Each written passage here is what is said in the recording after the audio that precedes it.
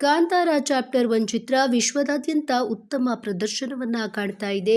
ತುಳುನಾಡಿನ ದೈವದ ಕಥೆಯನ್ನ ತೆರೆ ಮೇಲೆ ಕಂಡು ಜನ ಮೆಚ್ಚಿಕೊಂಡಿದ್ದಾರೆ. ಬಾಕ್ಸ್ ಆಫೀಸ್ನಲ್ಲಿಯೂ ಕೂಡ ಈ ಸಿನಿಮಾ ಮೆಗಾ ಹಿಟ್ ಅಂತ ಸಾಬೀತು ಕೂಡ ಆಗಿದೆ.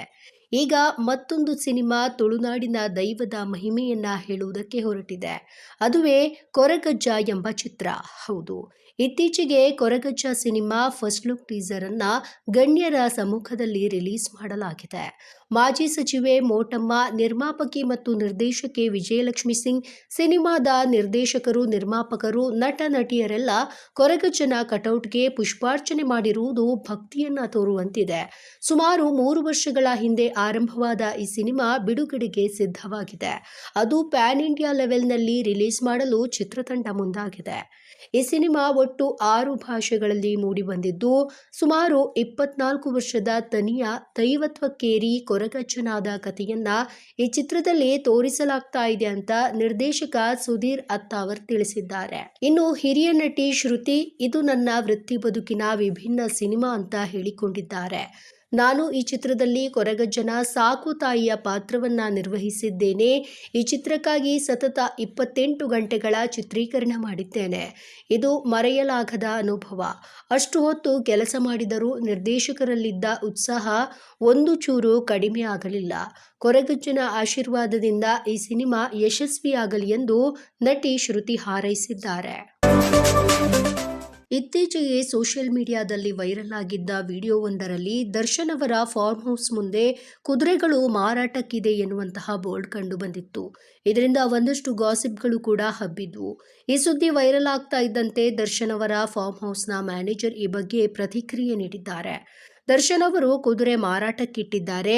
ದರ್ಶನ್ ಅವರು ತೊಂದರೆಯಲ್ಲಿ ಇರುವುದರಿಂದ ವಿಜಯಲಕ್ಷ್ಮಿ ಅವರು ಕುದುರೆಯನ್ನ ಮಾರಾಟಕ್ಕೆ ಇಟ್ಟಿದ್ದಾರೆ ಅಂತೆಲ್ಲ ಸುದ್ದಿ ಹರಿದಾಡ್ತಾ ಇದೆ. ಈ ತೋಟವನ್ನ ನೋಡಿಕೊಳ್ತಾ ಇರುವುದು ನಾನೇ. ಕುದುರೆ ಮಾರಾಟಕ್ಕಿದೆ ಅನ್ನೋ ಬೋರ್ಡ್ ಹಾಕಿ 1.5 ವರ್ಷದ ಮೇಲಾಯಿತು ಎಂದಿದ್ದಾರೆ ಫಾರ್ಮ್ ಹೌಸ್ನ ಮ್ಯಾನೇಜರ್ ಸುನಿಲ್. ಯಾಕೆ ಹಾಕಿದ್ವಿ ಅಂದ್ರೆ, ಈಗ ಮೈಸೂರು ಸುತ್ತಮುತ್ತ, ಬೆಂಗಳೂರು, ಹಾಸನ ಈ ಸುತ್ತಮುತ್ತ ಯಾರಿಗಾದ್ರೂ ಕುದುರೆ ಸಾಕಬೇಕು ಅನ್ನೋ ಆಸೆ ಇರುತ್ತೆ. ಅವರಿಗೆ ಯಾರನ್ನ ಕಾಂಟ್ಯಾಕ್ಟ್ ಮಾಡಬೇಕು ಅಥವಾ ಹೇಗೆ ಅನ್ನೋದು ಗೊತ್ತಿರಲ್ಲ. ರಾಜಸ್ಥಾನ ಮತ್ತು ತಮಿಳುನಾಡಿನಲ್ಲಿ ಕುದುರೆ ಸಿಗುತ್ತೆ ಅಂತಾರೆ. ಆದ್ರೆ ಕುದುರೆ ಬಗ್ಗೆ ಗೊತ್ತಿದ್ದವರೇ ಹೆಚ್ಚು ಮೋಸ ಹೋಗ್ತಾರೆ. ಇನ್ನು ಏನೂ ಗೊತ್ತಿಲ್ಲದೆ ತರುವುದಕ್ಕೆ ಹೋದ್ರೆ ಮೋಸ ಹೋಗೋದು ಗ್ಯಾರಂಟಿ. ಹೀಗಾಗಿ ಬೋರ್ಡ್ ಹಾಕಿದ್ದೇವೆ ಅಂತ ಇತ್ತೀಚೆಗೆ ಸುನಿಲ್ ಪ್ರತಿಕ್ರಿಯೆ ನೀಡಿದ್ದಾರೆ. ಟಾಕ್ಸಿಕ್ ಚಿತ್ರದ ಕೊನೆಯ ಹಂತದ ಚಿತ್ರೀಕರಣ ಸಾಗ್ತಾ ಇದೆ. ಮುಂಬೈ ಬಳಿಕ ಬೆಂಗಳೂರಿನಲ್ಲಿ ಚಿತ್ರೀಕರಣಕ್ಕೆ ಚಿತ್ರತಂಡ ಮುಂದಾಗಿದೆ. ಆದರೆ ಯಾವುದೇ ಸುಳಿವನ್ನ ಬಿಟ್ಟುಕೊಡುತ್ತಿಲ್ಲ. ಚಿತ್ರದ ಕಲಾವಿದರು, ತಂತ್ರಜ್ಞರು ಎಲ್ಲರ ಬಗ್ಗೆಯೂ ಕೂಡ ಗುಟ್ಟು ಕಾಯ್ದುಕೊಂಡಿದ್ದಾರೆ. ಚಿತ್ರದ ಮೇಕಿಂಗ್ ಫೋಟೋ, ವಿಡಿಯೋ ಹಾಗೆ ಹೊರಬಾರದಂತೆ ಅವರು ನೋಡಿಕೊಳ್ತಾ ಇದ್ದಾರೆ. ಆದರೂ ತಂಡದ ಕಣ್ತಪ್ಪಿಸಿ ವಿಡಿಯೋವೊಂದು ವೈರಲ್ ಆಗ್ತಾ ಇದೆ. ನಟ ಯಶ್ ಶೆಲ್ಫ್ಲೆಸ್ ಆಗಿ ಮನೆಯ ಬಾಲ್ಕನಿಯಲ್ಲಿ ಸಿಗರೇಟ್ ಅನ್ನ ಸೇದುತ್ತಾ ನಿಂತಿರುವ ಸಣ್ಣ ವಿಡಿಯೋ ಝಲಕ್ ರಿವೀಲ್ ಆಗಿದೆ. ದೂರದಿಂದ ಅದನ್ನ ಮೊಬೈಲ್ನಲ್ಲಿ ಸೆರೆ ಹಿಡಿದಿರುವಂಥದ್ದು ಗೊತ್ತಾಗ್ತಾ ಇದೆ. 6 ಪ್ಯಾಕ್ನಲ್ಲಿ ರಾಕಿಂಗ್ ಸ್ಟಾರ್ ಕದರ್ ನೋಡಿ ಅಭಿಮಾನಿಗಳು ಕ್ಲೀನ್ ಬೋಲ್ಡ್ ಆಗಿದ್ದಾರೆ. ವಿಡಿಯೋ ಸೋಷಿಯಲ್ ಮೀಡಿಯಾದಲ್ಲಿ ವೈರಲ್ ಆಗ್ತಾ ಇದೆ. KVN ಪ್ರೊಡಕ್ಷನ್ ಜೊತೆಗೆ ಯಶ್ ತಮ್ಮ ಮಾನ್ಸ್ಟರ್ ಮೈಂಡ್ ಕ್ರಿಯೇಷನ್ಸ್ ಬ್ಯಾನರ್ನ ಅಡಿಯಲ್ಲಿ ಟಾಕ್ಸಿಕ್ ಸಿನಿಮಾ ನಿರ್ಮಾಣ ಮಾಡ್ತಾ ಇದ್ದಾರೆ. ವಿದೇಶದ ಸಂಸ್ಥೆಗಳ ಜೊತೆ ಒಪ್ಪಂದ ಕೂಡ ಮಾಡಿಕೊಂಡಿದ್ದಾರೆ.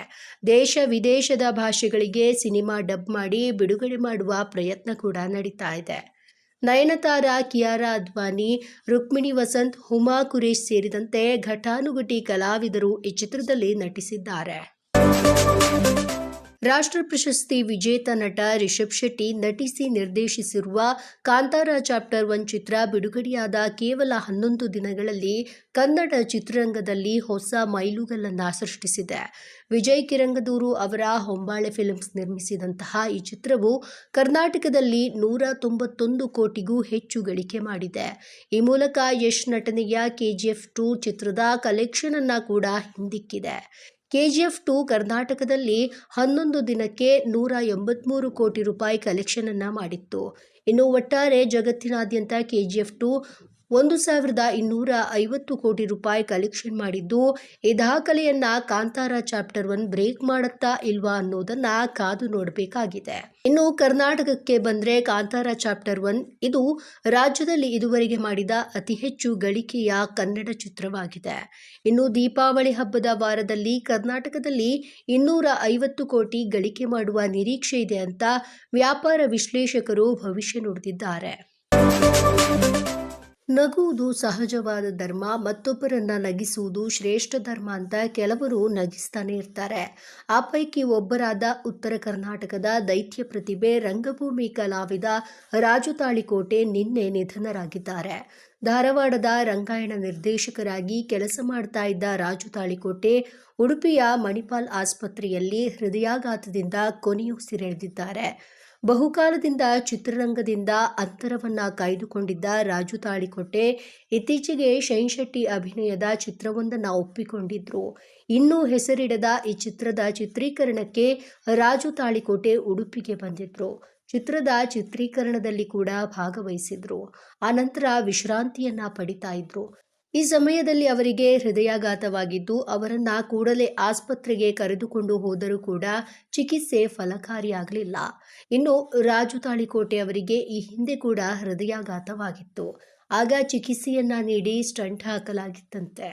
ವಿಜಯಪುರ ಜಿಲ್ಲೆಯ ಸಿಂದಗಿ ತಾಲೂಕಿನ ಚಿಕ್ಕಸಿಂದಗಿ ಗ್ರಾಮದ ಮೂಲದವರಾಗಿದ್ದ ರಾಜು ತಾಳಿಕೋಟೆ ನಿರ್ದೇಶಕ ಆನಂದ್ ಪಿ ರಾಜು ಅವರ ಹೆಂಡತಿ ಚಿತ್ರದ ಮೂಲಕ ಚಿತ್ರರಂಗಕ್ಕೆ ಬಂದ ರಾಜು ತಾಳಿಕೋಟೆ ಅವರಿಗೆ ಯೋಗರಾಜ್ ಭಟ್ ನಿರ್ದೇಶನದ ಮನಸಾರೆ ಬೆಳ್ಳಿತೆರೆಯಲ್ಲಿ ಹೆಸರನ್ನ ತಂದುಕೊಟ್ಟಿತ್ತು. ಪಂಚರಂಗಿ, ಜಾಕಿ, ಮೈಲಾರಿ, ಅಂಜದ ಗಂಡು, ವೀರಬಾಹು, ಜಂಗಲ್ ಜಾಕಿ, ಟೋಪಿವಾಲಾ, ಭರ್ಜರಿ ರಾಜು ತಾಳಿಕೋಟೆ ಅವರ ಪ್ರಮುಖ ಚಿತ್ರಗಳಾಗಿದೆ. ಬಿಗ್ ಬಾಸ್ ಸೀಸನ್ 7ರಲ್ಲೂ ಕೂಡ ರಾಜು ತಾಳಿಕೋಟೆ ಭಾಗವಹಿಸಿದ್ರು. ಇವರ ನಿಧನಕ್ಕೆ ಕನ್ನಡ ಚಿತ್ರರಂಗದ ಹಲವರು ಕಂಬನಿಯನ್ನ ಮಿಡಿದಿದ್ದಾರೆ.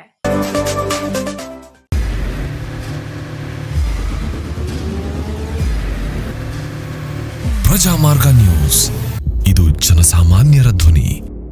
ನಮಸ್ಕಾರ. ನೀವು ನೋಡ್ತಾ ಇದ್ದೀರಾ ಪ್ರಜಾಮಾರ್ಗ ನ್ಯೂಸ್. ರಾಷ್ಟ್ರದ, ರಾಜ್ಯದ, ರಾಜಕೀಯದ ಬಗ್ಗೆ ಹೆಚ್ಚಿನ ಸಿನಿಮಾ ಅಪ್ಡೇಟ್ಗಳಿಗಾಗಿ ಫಸ್ಟ್ ಲೈಕ್ ಮಾಡಿ, ಸಬ್ಸ್ಕ್ರೈಬ್ ಆಗಿ, ಹಾಗೆ ಫಾಲೋ ಕೂಡ ಮಾಡಬೇಕು.